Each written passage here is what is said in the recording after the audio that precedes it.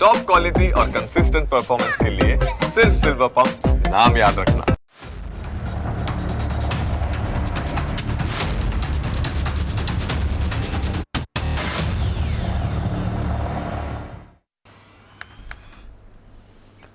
નમસ્કાર, હું Janak Dave. Full stop news analysis પ્રોગ્રામમાં આપનું સ્વાગત છે.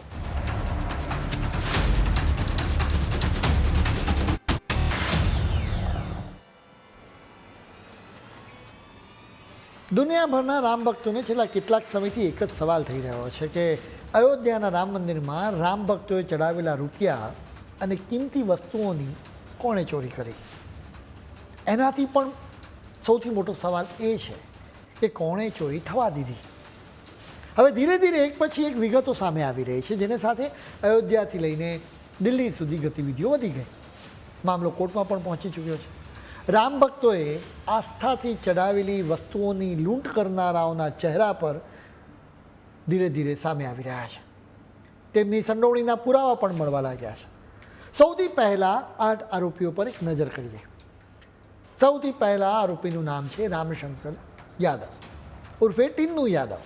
તે શ્રી રામ જન્મભૂમિ તીર્થ ક્ષેત્ર ટ્રસ્ટના ભૂતપૂર્વ મહાસચિવ ચંપતરાયનો ડ્રાઈવર હતો.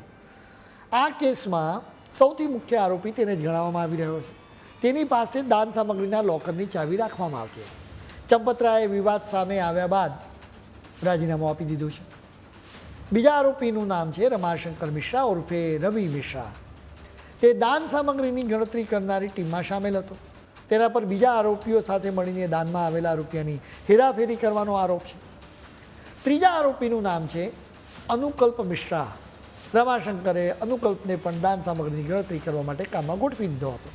હવે રસપ્રદ વાત એ છે કે અનુકલ્પ ટ્રસ્ટી એવા અનિલ મિશ્રાના સંબંધી પણ થાય છે. ચોથા આરોપીનું નામ છે લવકુશ મિશ્રા. તે રમાશંકરનો પાછો જમાઈ છે. તે પણ આ ખેલમાં બરાબરનો જ ભાગીદાર હતો. એવું કહેવાય છે કે ઉચાપત કરીને જે કંઈ પણ નાણાં એકઠા કરાયા ને એને સગે વગે કરવાની મુખ્ય જવાબદારી લવકુશના માથે જ હતી. આ આખી સિન્ડિકેટમાં મંદિરના એટેન્ડન્ટ અવિનાશ શુક્લાનો પણ બહુ મોટો રોલ હતો. તે આ કેસમાં 5મો આરોપી છે. અવિનાશના બેંક એકાઉન્ટમાંથી લાખો રૂપિયા મળી આવ્યા હતા. છઠ્ઠા આરોપીનું નામ છે મનીષ યાદવ. તે ટીન્નુ યાદવનો ભત્રીજો છે. મનીષ પણ દાન સામગ્રી ગણવાની આખી પ્રક્રિયામાં સક્રિય રીતે જોડાયેલો હતો. મનીષ યાદવના ઘરેથી પણ ચોરીના પૈસા જપ્ત કરવામાં આવ્યા હતા. હવે આટલા બધા બિનઅનુભવી લોકો આટલી મોટી રકમ ગણતા હોય તો કોઈ પ્રોફેશનલ તો જોઈએ જ નહીં. એટલે જ આ આખી કેશ કાઉન્ટિંગ ટીમની કમાન સોંપાઈ હતી સુભાષ શ્રીવાસ્તવ નામના વ્યક્તિ. તે 7મો આરોપી છે.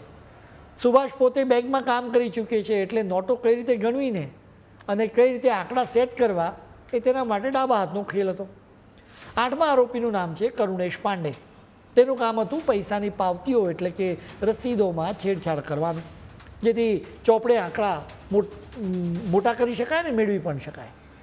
આ 8 આરોપીઓ સિવાય વધુ એક વ્યક્તિ પર શંકાની 100% છે, જેનું નામ છે અર્જુન દેવ, જે રામ મંદિરમાં રેડિયો ઓપરેશન ઓફિસર એટલે કે RMO તરીકે ફરજ બજાવે છે. હવે વાત એમ છે કે જે કાઉન્ટિંગ રૂમમાં દાન સામગ્રીની ગણતરી થતી હતી ત્યાં ગોઠવાયેલા CCTV કેમેરાની પડની નજર રાખવાની મુખ્ય જવાબદારી અર્જુન દેવના માથે જ હતી. એટલું જ નહીં, આખા રામ જન્મભૂમિ પરિસરના અંદાજે 1600 કેમેરાની દેખરેખ પણ તેના જ હાથમાં હતી. હવે તપાસ એજન્સીઓએ એ જ ગડબથલમાં છે કે આટલી તગડી સુરક્ષા હોવા છતાં આખરે આરોપીઓએ આ ખેલ આખરે કેવી રીતે પાર પાડ્યો. સૂત્રોનું માનીએ ને તો અર્જુન દેવ છેલ્લા 17 વર્ષથી અયોધ્યામાં જ અડ્ડો જમાવીને બેઠો છે. અને રામલલા જ્યારે ટેન્ટમાં બિરાજમાન હતા ને ત્યારથી તે જ આ CCTVનું નેટવર્ક સંભાળે છે. અર્જુન દેવનો પાવર એટલો જોરદાર હતો કે 2009થી તે સતત અયોધ્યામાં તૈનાત છે. તેની બદલી માટેના ઓર્ડર તો ઘણીવાર છૂટ્યા, પરંતુ દર વખતે કોઈ અદૃશ્ય તાકાત એ ઓર્ડર પર બ્રેક મારી દેતી. હમણાં છેલ્લે જ લખનૌમાં તેની બદલીનો ઓર્ડર પણ રદ થઈ ગયો. કહેવાય છે કે શ્રી રામ જન્મભૂમિ તીર્થ ટ્રસ્ટના કેટલાક પદાધિકારીઓ સાથે તેની ખાસ દોસ્તી છે. પોલીસ અને તપાસ એજન્સીઓ અનુકલ્પને જ આખા નેટવર્કનો આમ તો અસલી માસ્ટર માઇન્ડ માની રહી છે. જ્યારે તપાસ ટીમ અયોધ્યામાં આવેલા અનુકલ્પના બસાવા ગામમાં પહોંચીને ત્યારે ત્યાંનો નજારો જોઈને અધિકારીઓની આંખો પહોળી થઈ ગઈ. ગામમાં પગ મૂકતાની સાથે જ અનુકલ્પનું ઘર આખા ગામમાં સાવ અલગ રીતે તરી આવતું. પહેલી નજરે એવું જ લાગે કે જાણે આખા ગામની સૌથી આલિશાન અને લક્ઝુરિયસ પ્રોપર્ટી આ જ છે. જોકે આ સમયે મિશ્રા પરિવારનો કોઈ સભ્ય ઘરે હાજર જ નહોતો.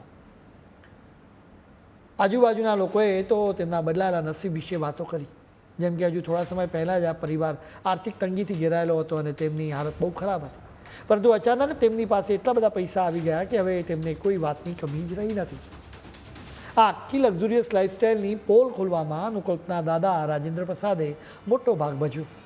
અનુકલ્પના ઠાઠમાળનો અંદાજો એ વાતથી પર લગાવી શકાય કે તેણે હમણાં જ એપ્રિલ મહિનામાં જ ગામમાં એક ભવ્ય 7 દિવસીય ધાર્મિક મહોત્સવનું આયોજન કર્યું, જેમાં મોટા કથાવાચકને પણ તેડાવવામાં આવ્યા હતા. હવે સૌથી મોટી આશ્ચર્યની વાત એ છે કે આ ધાર્મિક કાર્યક્રમમાં રામ મંદિરના ચંપતરાય પણ હાજર રહ્યા હતા. અનુકલ્પ સાથે તેમની તસવીરો પણ સામે આવી ચૂકી છે. અનુકલ્પની પ્રોપર્ટીની યાદી અહીં જ પૂરી થતી નથી. સ્થાનિક લોકોના જણાવ્યા મુજબ તેણે ગામના છેવાડે એક આખું ફાર્મ હાઉસ પણ બનાવી દીધું છે.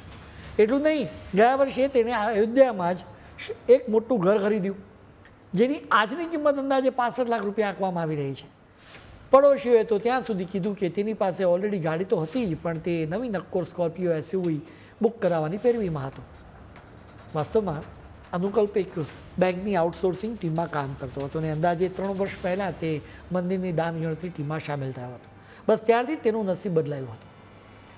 યોગી આદિત્યનાથની કડક સૂચનાથી તપાસ અધિકારીઓ સતત દરોડા પાડી રહ્યા છે.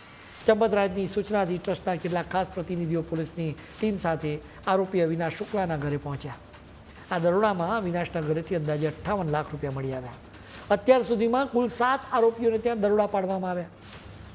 આ કથિત ચોરીના કેસમાં હવે એક પછી એક એવા ખુલાસા થઈ રહ્યા છે જે સમગ્ર મામલાને વધુ ગંભીર બનાવી રહ્યા છે. સૌથી મોટો ખુલાસો એ થયો છે કે આ ગરબડની શંકા આજે નહીં પરંતુ લગભગ 3 મહિના પહેલાં જ કેટલાક બેંક અધિકારીઓને થઈ હતી. આ માહિતી મળતા જ સ્ટેટ બેંક ઓફ ઇન્ડિયાએ આ કામ કરતા કેટલાક કર્મચારીઓને હટાવવાની ભલામણ પણ કરી હતી. દાનની ગણતરી માટે નિયુક્ત કરાયેલા કર્મચારીઓને એક આઉટસોર્સિંગ કંપની મારફતે રાખવામાં આવ્યા હતા. બેંક તરફથી તેમની વિરુદ્ધ કાર્યવાહી કરવાની તૈયારીઓ પણ શરૂ થઈ ગઈ હતી, પરંતુ આ દરમિયાન ટ્રસ્ટના કેટલાક પ્રભાવશાળી હોદ્દેદારો તેમના બચાવમાં આવી ગયા હોવાનું કહેવાઈ રહ્યું છે. પરિણામે એક પણ કર્મચારીને હટાવવામાં આવ્યો જ નહીં અને ગણતરીની પ્રક્રિયા યથાવત ચાલુ રહી. હવે પોલીસ તપાસ એ દિશામાં પણ આગળ વધી શકે છે કે આખરે કોના દબાણ હેઠળ કાર્યવાહી અટકાવવામાં આવી હતી. તપાસમાં સામે આવ્યું છે કે દાનની ગણતરી સાથે જોડાયેલા અનુકલ્પ મિશ્રા, લવકુશ મિશ્રા, મનીષકુમાર યાદવ, રમાશંકર મિશ્રા, અવનીશ અને કરુણેશ શુક્લા સહિતના ઘણા કર્મચારીઓની નિમણૂક ભલે બેંકે આઉટસોર્સિંગ કંપની મારફતે કરાવી હોય, પરંતુ તેઓ ટ્રસ્ટના હોદ્દેદારોના નજીકના લોકો અથવા સંબંધીઓ હોવાનું કહેવાય છે. એટલે કે પગાર બેંક આપતી હતી, પરંતુ જોડાણ ટ્રસ્ટ સાથે હોવાનો આરોપ છે. કેટલાક કર્મચારીઓની સિન્ડિકેટે રામ ભક્તોએ ચડાવેલી દાન સામગ્રીની લૂંટ કરી છે. આવા લોકોને બિલકુલ માફ ન કરી શકાય.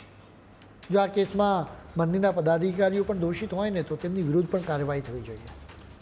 ભારતના કરોડો લોકો જ્યારે રામ રાજ્ય લાવવાનું સ્વપ્ન જોતા હોય ત્યારે રામના નામે થતી આવી લૂંટને બિલકુલ સહન ન કરી શકાય.